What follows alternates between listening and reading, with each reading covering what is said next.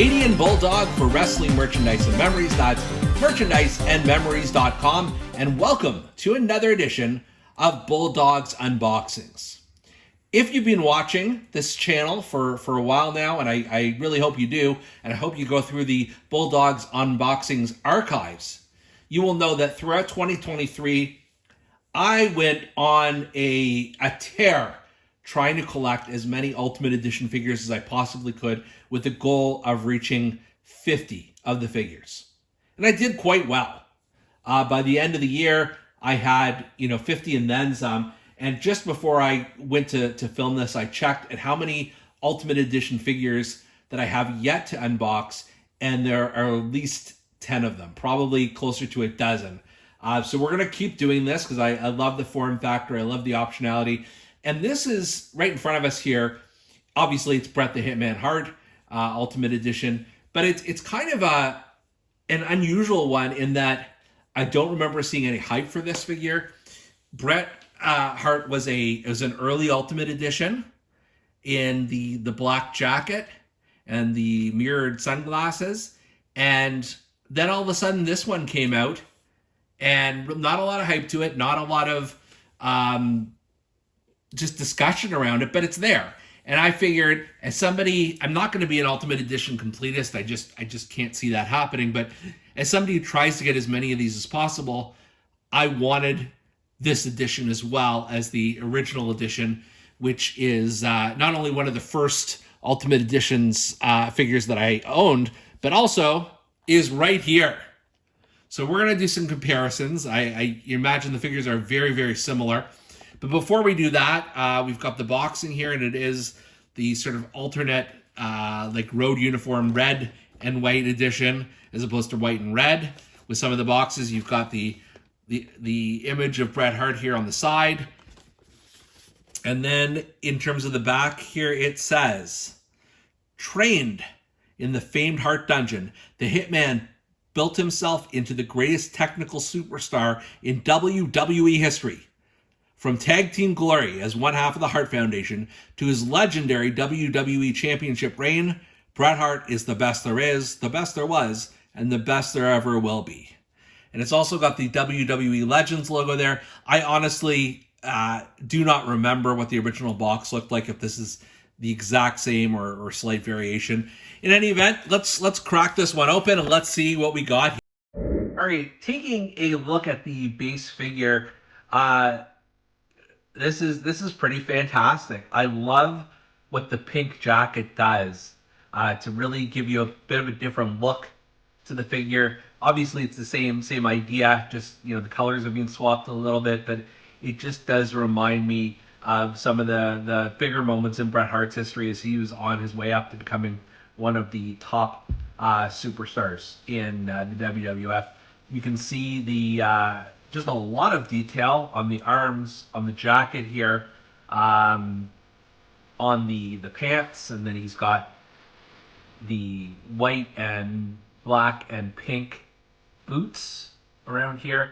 Got the two pink knee pads, and just like I said, just a lot of detail going up to the, I think these are called epaulets on his jacket. One thing I will say, I don't love the pink glasses quite as much as I do the mirrored ones that you can see behind here with the OG BRET Ultimate. However, I take the glasses off, and this is one of the best BRET head scans I think I've seen in a while. Some of them just miss the mark. Either they've got too much hair in the face or it just doesn't really look like him. This one is pretty awesome. So I may, just to keep the difference between this and the other Ultimate BRET, I may take the glasses off. We'll see what happens there. Really good head scan. And then of course the option here is you can remove the jacket by not only removing the jacket but moving the arms. And we're going to try that right now just to give you a bit of a variation on this BRET HART. So after you've taken the jacket off, you see a very different BRET HART. Very different because he doesn't have any arms. We'll have to change that in a second here.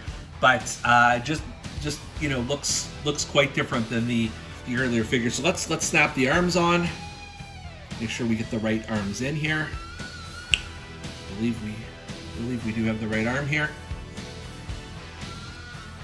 Of Ultimate Edition figures, like I'm thinking like Edge, Nakamura, Becky Lynch, maybe Bray Wyatt have the options where you can change the arms for a completely different look. So we'll try that. I'm just going to put the fist hands here on BRET. When you add the hands on here, it definitely takes on yet another differentiation from the original. I'm still working with the articulation on this arm a little bit. I may have to work it in, but yeah, I don't know, this Bret Hart figure is screwing me over, but you know, this does have the ultimate articulation that we're used to. So you've got the toe articulation, kind of how the arms here. I'm sure I'm just doing something wrong and I'll get this right. This arm, obviously, we've got more flexibility. You can do those sharpshooters. You can move his legs. You've got the torso twist here as well.